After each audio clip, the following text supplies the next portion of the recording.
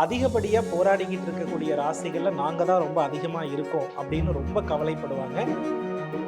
தனுசு ராசிக்கு ஒரு பெரிய கேள்வி என்னன்னா, நடுநிலையாக இருக்கக்கூடிய மனிதர்களுக்கு வீடு என்பது ஒரு பெரிய கொஸ்டின் மார்க்கா இருக்கும். தாயின் வழியில் அதிக துன்பத்தை அனுபவித்துக் கொண்டிருப்பார்கள். தாய், மாமியார்.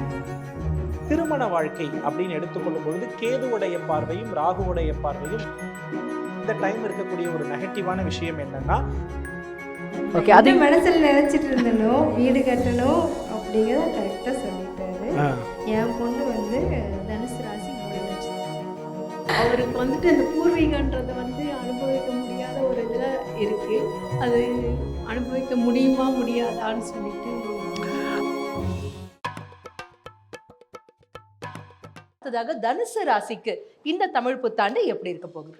பொதுவாக தனுசு ராசி அப்படின்னு எடுத்துக்கிட்டோம்னா காலபுருஷ அடிப்படையில் 9வது ராசியாக வருகிறது. இதில் இருக்கக்கூடிய நட்சத்திரங்கள்னு பார்க்கும் பொழுது பூராடம், உத்திராடம், அதற்கு அடுத்தபடியாக வந்து பார்த்தீங்கன்னா மூலம். இந்த 3 நட்சத்திரங்களும் வந்து தனுசு ராசியில் அடங்கியிருக்கிற நட்சத்திரம். பொதுவாக எப்போதுமே சொல்லுவாங்க, அதிகப்படியாக போராடிக்கிட்டு இருக்கக்கூடிய ராசிகளில் நாங்கள் தான் ரொம்ப அதிகமாக இருக்கோம் அப்படின்னு ரொம்ப கவலைப்படுவாங்க. அந்த கவலைக்கு அனைத்துக்குமே வந்து ஒரு முற்றுப்புள்ளி வைக்கக்கூடிய விதமாக இந்த தனுசு ராசியினுடைய பலன் தமிழ் புத்தாண்டில் இருக்கிறது. தனுசு ராசிக்கு ஒரு பெரிய கேள்வி என்னன்னா, நடுநிலையாக இருக்கக்கூடிய மனிதர்களுக்கு வீடு என்பது ஒரு பெரிய கொஸ்டின் மார்க்கா இருக்கும். இந்த வீடுன்ற ஒரு விஷயம் நிறைவேறுவதிலையும் ஒரு இடத்துல தன்னை நிலைப்படுத்தி கொள்றதுல இவர்களுக்கு வந்து பார்த்தீங்கன்னா ரொம்ப கவலை இருக்கும். அதற்கு உரிய நல்ல காலகட்டங்களை இந்த தமிழ் புத்தாண்டு அவர்களுக்கு உறுதியாக தரும். புதிய மனை அமையக்கூடிய வாய்ப்புகள், புதிய மனை அமைத்து வீடு கட்டக்கூடிய சூழல்களை கட்டாயமாக நாம் என்ன பண்ணலாம்னா எதிர்பார்க்கலாம்.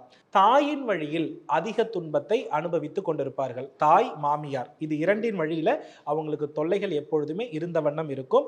அதற்கு அனைத்திற்குமே ஒரு தீர்வு கொடுக்கும் காலகட்டமாக இதை நாம் எதிர்பார்க்கலாம். திருமண வாழ்க்கை அப்படின்னு எடுத்துக்கொள்ளும் பொழுது கேதுவுடைய பார்வையும் ராகுவுடைய பார்வையும் நேராக வந்து ராசியின் மேலே இருக்கிறதுனால கட்டாயமாக கணவன் மனைவி பிரிவு வந்து இந்த இடத்துல வந்து தனுசு ராசிக்காரர்களுக்கு இருந்திருக்கும். கணவன் மனைவியுடைய எண்ணங்கள் ஒன்றி போகல, பேச்சுவார்த்தை கேட்கவே இல்லைன்னு நிறைய கருத்து வேறுபாடுகள் அதிகமாக இருந்திருக்கும்.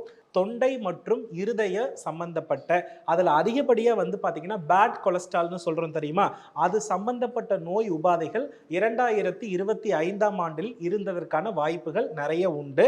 அந்த விஷயங்களில் எல்லாமே மாறி ஆரோக்கியம் மாறுவதற்கான காலகட்டமாக இந்த காலகட்டம் என்பது அமையும். அதே போல் இந்த டைம் இருக்கக்கூடிய ஒரு நெகட்டிவான விஷயம் என்னன்னா, தன்னிடம் இருக்கக்கூடிய இடத்தை விற்று ஒரு புதிய இடம் வாங்குவதற்கான வாய்ப்புகள் உருவாகும். அதாவது தன்னுடைய பழைய சொத்துக்களை கழித்துவிட்டு புதிய சொத்துக்கள் உருவாகுவதற்கான முயற்சிகளில் இவங்க எல்லாருமே என்ன பண்ணுவாங்கன்னா, வருகின்ற 2026 ஜூலைக்கு பிறகு ஈடுபடுவதற்கான வாய்ப்புகள் நிறைய இருக்கிறது. படித்து கொண்டிருக்கக்கூடிய மாணவர்கள் கல்வியில் அதிகப்படியான கவனம் எடுத்துக்கொள்ள வேண்டும்.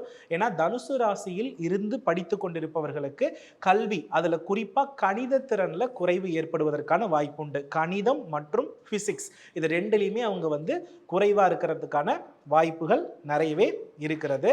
அதே போல தனுசு ராசியில் பிறந்த பெண்கள் இவங்களுக்கு எப்போதுமே வந்து பார்த்தீங்கன்னா குழப்பங்கள் அதிகமாக இருக்கும். யாரையுமே கொஞ்சம் நம்புறது வந்து கடினமான விஷயமா இருக்கும். யாரை நம்பி மனசு விட்டு எந்த செய்தி சொன்னாலும் அது யார் காதுக்கு போகக்கூடாதோ அந்த மாதிரி போய் பிரச்சனைகள் அதிகமாக சந்தித்து கொள்ளக்கூடிய ராசியாக இந்த தனுசு ராசிக்கு கடந்த காலத்தில் இருந்தது. அதற்கான தீர்வுகள் எல்லாம் இந்த காலகட்டத்தில் ஒரு நிலையாக இருக்கும். என்னை பொறுத்த மட்டில் தனுசு ராசி இந்த வருடம் வந்து பார்த்தீங்க அப்படின்னா முக்கியமாக சொல்லணும்னா தங்கத்தில் முதலீடு செய்யலாம். அதற்கான வாய்ப்புகள் உறுதியாக இருக்கிறது. அல்லது பழைய தங்கத்தை புதுப்பித்து புதிய தங்கமாக மாற்றிக்கொள்வதற்கான வாய்ப்புகளும் நிறையவே இருக்கிறது. அதே மாதிரி வந்து பார்த்தீங்கன்னா தனுசு ராசிக்காரர்களை பொறுத்தளவில் புத்திரர்கள் மீது கவனம் தேவை. யாரெல்லாம் பெண் புத்திரர்கள் தனுசு ராசிக்காரர்கள் வைத்திருக்கிறார்களோ அவர்களுக்கு காதல் உணர்வு தோன்றுவதற்கு வாய்ப்பு உண்டு. அதனால குழந்தைகள் மேல அதிகப்படியான கவனம் எடுத்துக்க வேண்டியது அவசியம். இது எவ்வளவு காலகட்டம்னா 2026 நவம்பர் வரையும். நவம்பருக்கு பிறகு இது மாறும். அதே மாதிரி பூராட நட்சத்திரத்தில் தனுசு ராசியில் பிறந்த பெண்கள் காதல் கொண்டிருந்தால் கட்டாயமாக கவனித்து கொள்வது நல்லது. ஏன்னா இன்னும் ஒரு 9 மாத காலங்கள் பிரச்சனை இருக்கிறதுனால காதல் தோல்வியும் நம்பியவர் பிரிவும் ஏற்படும். அதுக்கான சூழல்கள் நிறைய இருக்கிறது. அதிலும் கவனித்து கொள்ளவும். பொதுவாக தனுசு ராசிக்காரர்களை பொறுத்தவரை என் அனுபவத்தில் நிறைய டீச்சர்ஸ் தான் இருந்திருக்காங்க. டீச்சர்ஸ், வங்கியில் வந்து பார்த்தீங்கன்னா வங்கி மேலாளர்கள், சூப்பர் மார்க்கெட் நடத்தி கொண்டிருப்பவர்கள், அல்லது வந்து பார்த்தீங்கன்னா மொத்த பொருள், அதாவது மளிகை கடை, மொத்த மளிகை வைத்துக்கொண்டு அதை பல இடங்களுக்கு பல்பொருள் அங்காடிகளுக்கு பிரித்து கொடுத்து கொண்டிருப்பவர்கள், இந்த மாதிரி தொழில்களை நிறைய பண்ணி தான் நான் பார்த்துருக்கிறேன். அதை தாண்டி இந்த தனுசு ராசியில் இருக்கக்கூடிய ஆண்கள் என்ன பண்ண வேண்டாம் அப்படின்னா, இன்வெஸ்ட்மெண்ட் போட்டு அதிகப்படியாக லாபம் கிடைக்கும்னு எதுலையுமே இறங்கிட வேண்டாம். ஷேர் வந்து தனுசு ராசிக்கு ஒத்து வரவே வராது. அதனால் அதை பண்ணிடவே வேண்டாம். எதில் இன்வெஸ்ட்மெண்ட் போட்டு லாபம் வரும்னு நினைச்சாலும் அது இந்த வருடம் தோல்வியிலேயே முடியும். கடந்த வருடமும் அது தோல்வியிலேயே முடிந்திருக்கும். உதவிக்கு கூட யாரிடத்திலும் என்ன பண்ண வேண்டாம்னா வட்டிக்கு பணம் கொடுக்க வேண்டாம். யாருடைய பெயரிலும் கையெழுத்து இட வேண்டாம். சொத்து வந்து பார்த்தீங்க அப்படின்னா கூட்டு சொத்தாக ஏற்க வேண்டாம். தனித்த பெயரிலேயே வைத்துக் கொள்வது நல்லது. இந்த வருடம் இந்த தனுசு ராசிக்காரர்கள் வீட்டில் வந்து செல்லப்பிராணியாக நாய் வளர்த்தால் இந்த பலன்களிலிருந்து நம்மளால என்ன பண்ண முடியும்னா விடுபட முடியும். ஆக மொத்தம் தனுசு ராசிக்காரர்களை பொறுத்தளவில் நன்மை தீமை இரண்டும் சமபங்காக இருக்கிறது. அதில் குறிப்பாக புத்திரர்கள் வழியில் சற்று அதிக நிதானத்தோடு செயல்பட வேண்டிய காலகட்டமாக இதை எடுத்துக்கலாம்.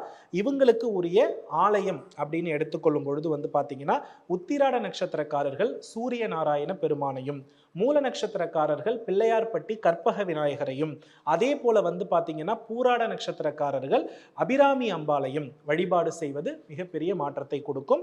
அதிர்ஷ்ட நிறம் அப்படின்னு எடுத்துக்கொள்ளும் பொழுது வந்து பார்த்தீங்கன்னா, இவர்களுக்கு வந்து பார்த்தீங்கன்னா எலுமிச்சை மஞ்சள் நிறம் வந்து அதிர்ஷ்ட பலனை கொடுக்கும். சிவப்பு நிறம் அதைவிட அட்டகாசமான பலன்களை கொடுக்கும். அதிர்ஷ்ட எண் அப்படின்னு பார்த்தோம்னா 9.